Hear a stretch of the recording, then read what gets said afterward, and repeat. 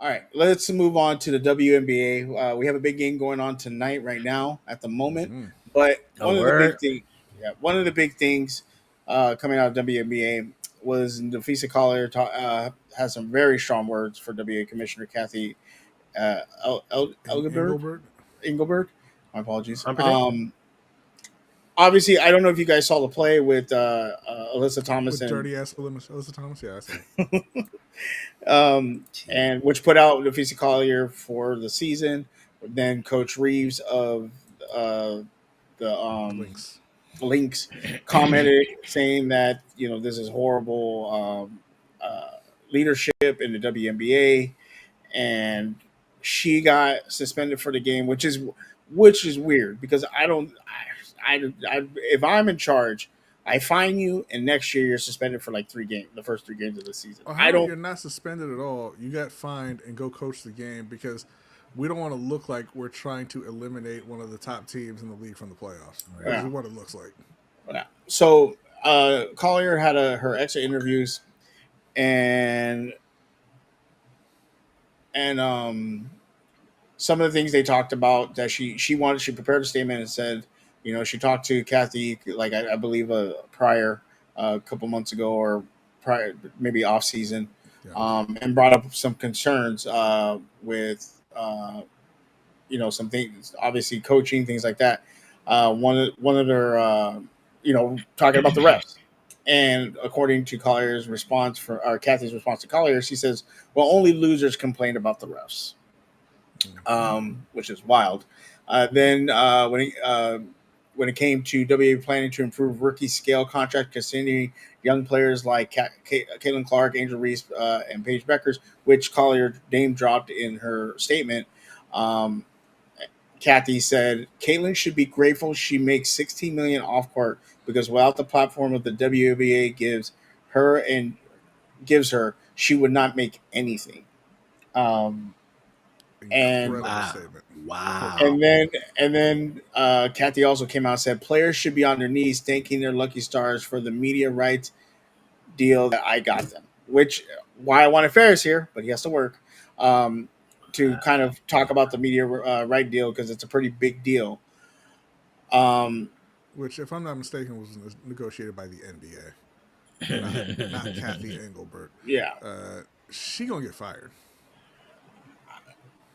she responded. She says, "I'm disheartened by Napheesia's characterization of our conversation, league leadership, but even when our perspective differences, my commitment is to the players, and this work will not waver." What I didn't Being hear there is I didn't say those things. right, Right. being a newer WNBA fan, um, there has been obviously issues with how much they make, how much their facilities are up to par. Um, the refing has been bad. I like to not try to complain about refing because that's just a human error kind of That's not thing. true. But refs they need There better are 3 hours training. every Sunday where all you do is blame the refs. Well, Facts. shut up. Facts. Every single week. But that's only my Can we perspective. get Buck banned? Ban them, ban them. Um, but there's obviously needing improvement in that, things like that. But you have Angel Reese, Caitlin Clark, Paige Beckers, you have Ryan Howard, you have Napheesa Collier, you have Asia Wilson, you have all these Whoa, stars whoa, like whoa. MVP Asia Wilson. every Put four-time some, put some, MVP, put some respect on her name. four Watch, times. watch, watch, watch out for my aces.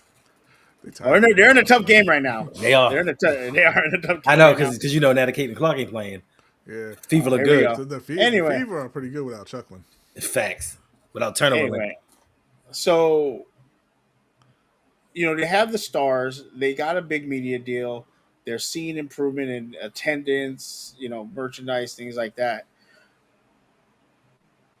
If you're a commissioner, if these things, and the FISIF seems like a really genuine person. So I mean, if this was coming from like Caitlin Clark. Brodny's favorite player, AT, No, she's a good player. She's a well respected player too. Other than her Don't nobody shoulders. respect her. Oh, she's dirty. She's a dirty but player. but I'm saying if this was coming from somebody we didn't trust, okay. But this is coming from somebody that's Yeah, like if Aaron is a Rodgers very said it, we just kind of like, yeah, whatever, Aaron. Like, take another hit.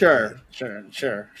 Yeah, Popping take up a another Molly. perk, Aaron. Popping up a Molly. But it's coming from a respectable player. Now I will say, double-edged sword, and I'll be a devil advocate. She is running a league that's kind of rival to the WNBA, but not really because they play in a different season. It's literally called Unrival. Okay, Right. they're But not it's still a rival of the WNBA. literally called Unrival. But they don't Right. play. They don't We play have during no the same rival. time. They don't play in the same time. What are your guys' thoughts? I know you guys were commenting while I was reading that. Just give me your overall thoughts on that. Obviously, like you said, Brodny, she's probably gonna get fired. Who do they bring in? Do they bring somebody in? Does the NBA step in? What should be done to help fix this problem, as known as the WNBA? Competent leadership. Yeah. Well, who is that leadership you bring in? I mean, I don't have a list of names for you for effective CEOs, but not Cathy Engelbert is the answer to that question for right now. I understand not wanting to pay the players, at least publicly taking that stance. It's an adversarial relationship when you start getting into the collective bargaining agreement and all that, and how much you're going to pay the players and everything. You're trying to keep as big a piece of that pie for the owners as you can, as the commissioner. But they're going to get paid, and making comments like she made is only going to make it that much more difficult, because one, the women in this league are used to not getting paid. So it's not like the NFL or NBA or baseball where, a lot of those players can't really live if they're not getting those checks. Like it starts to hurt, right? Yeah. These players are used to the amount of money they're making. They make money playing overseas in the off season. They're making money in Unrivaled. Now a lot of them are making money through endorsements that weren't there previously. So you're not going to be able to break them that way. Yep. And I hate to say it, but this is a much more intelligent player base than most other professional leagues have, because all of the women in professional basketball have had to stay in college the whole time, get degrees, because it's not really, you weren't going to get rich playing professional sports, right? But the other part of it is, it's just like, you have to pay the players, otherwise your league is worthless. Like, they have alternatives. This is not the NFL. This is not the NBA. I mean, even the NBA, they have alternatives, but the NBA is just tiers above other leagues, so nobody wants to go overseas necessarily. These women can go play in another country. They can go play in Unrivaled. They have viable alternatives that are not even a step down from the WNBA. They be more prestigious, better run leagues than what the WNBA has been. A lot of them want the WNBA to succeed, right? They want to be able to play in a league in the U.S., make good money, all that. They want the league to grow. But, I mean, if you want to start playing hardball and talk about the players need to get on their knees and thank you, and, they're nothing without the platform, these women will fight you, and these women will win. No, for sure. Yeah, I think that obviously we would have to look at a list, but you need to bring somebody in after this season and just clean house from top to in the top, because they are making money now. I mean, you and Jose have said that they've steadily climbed, and now you've had this boom. Unfortunately, you're not going to get Juju Watkins next year because she's sitting out of college, so she'll probably go back the next year. So you don't have that her coming in, but you have the superstar power right now of young talent, plus what's still going to come in to kind of still grow. And then once you get Juju, and obviously NCAA makes stars as the game progresses, you're going to be fine. You still have vets who are still young playing in this game, and vets that are people that have been in this league for a couple of years who are starting to take over. So I think that you need to just kind of clean that top half of WNBA and find somebody that's going to help grow the WNBA, because it's honest. You're adding expansion teams this year. You're adding all these things. You're adding more games. This finals is going to go 7 games. I think that you know this finals. It starts Friday. Like NBA would give it like a week in between to give, and it starts Friday. So they're not even going to have, and it's a 7 game series. So these changes need to happen, and we'll see. But yeah, you're right. I've never seen a commissioner. Could you imagine if Roger Goodell said that? I mean, he probably has, but it just hasn't leaked out yet. But listen, I love the WNBA for the fact of one, the players stick together. It's not like the NFL where it's like, listen, they're colluding against us. We need to band together and force change. The WNBA will do that. Also, like Jose and Brodny have said, these clubs have paid millions of dollars to acquire clubs, so they expect return on investment. So you can't have a work stoppage because women's basketball is one of the few leagues where the professional league in America pays you way less than overseas. There are times where the ladies have said, I went overseas and got paid $1 million and only played in 20 games. So there are options. You don't want to lose your stars to have them go overseas and not play in America. So they'll acquiesce eventually. They want to talk that big stuff because they want to keep as much money as they possibly can. But with this mega media deal, they're going to have to give up something. And if this commissioner, if Engelbert Humperdinck isn't willing to give them what they want, go find somebody else, because the owners are on the losing side of history right now, because you can't justify it. You can't justify getting money from people, from expansion teams. You can't justify getting money from these TV deals and saying, you know what, you guys deserve what you're getting right now. Yeah, 100%. I'll tell you what, the owners aren't necessarily on the losing side. Kathy is. Kathy, they'll make sure that the commissioner. Kathy is. Right? And shout out to Mr. Snark out there. He says, "Hey guys, first time, long time. Are you guys excited about Toronto getting an expansion team? Only in the way that they'll be absorb more bad calls from the American teams. LOL. No. I mean, expanding the WNBA is just great. Like, there's other cities that obviously we like to see get some. Baltimore, getting Portland as well this year, correct? That's even worse. I think it's Portland and Toronto. And then I think next year after that it's Detroit and maybe New Jersey or New York. They should have stopped after Golden State. No, New Jersey, maybe New Jersey. Golden State. They should have stopped after Golden State. This should have been the last one. Disgusting. But I'll take Toronto before I take Portland. No, I think it's great for the league.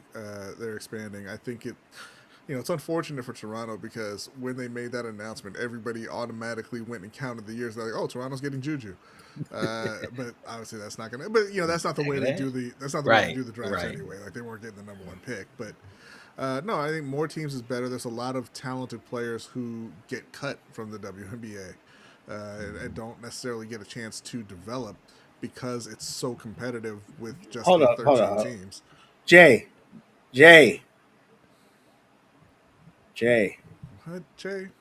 The Seattle Storm. Come on, guy. Come on, man. You played yourself. Jeremy said Philly is getting a team. Philly? Philly. Baltimore needs to have a team. Why they don't even support the teams they have? Well, we support our team. I was going to say it with Derek too. Like, the Orioles bring the sting back. Look at the Panthers and tell me. Look at the Hornets and tell me they need to bring anything back to Charlotte.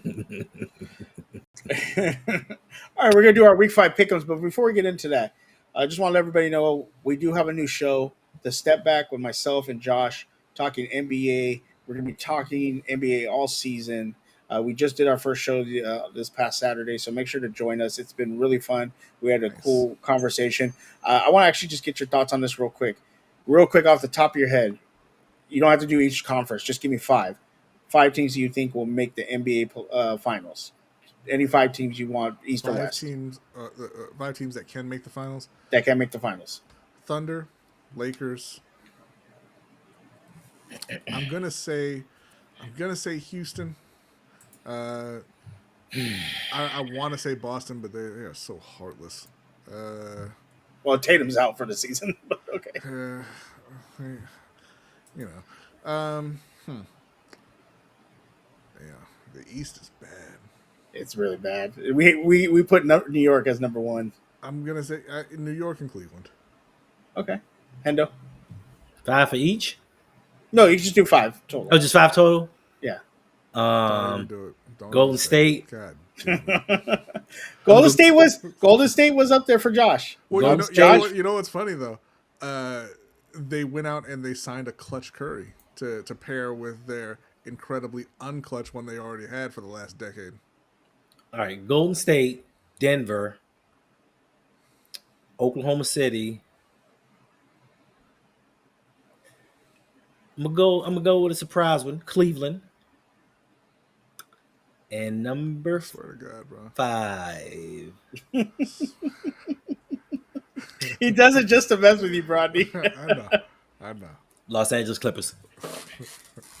They're not even going to have a team, bro. Yeah, Clippers are They're not good. going to be on probation. Nah, the Lakers, if they can get Lucas some help. They got help, bro. The return of the Supersonics isn't happening. Yeah. Not in the WNBA. Well, we talked about it. I'd like to get Supersonics back. My surprise team. Shout out to your co-host. Hendo was the Orlando Magic. Yeah, what? that's a lie. That's a lie. No. They're not in my top 5, but they were a dark horse. Orlando Magic. That's not even. But here's the thing, though. This is about the time when they're gonna trade Paolo Banchero to the Lakers. As is the time-honored Orlando tradition of developing a good big man and sending him to LA. LA. Right? Works all the time.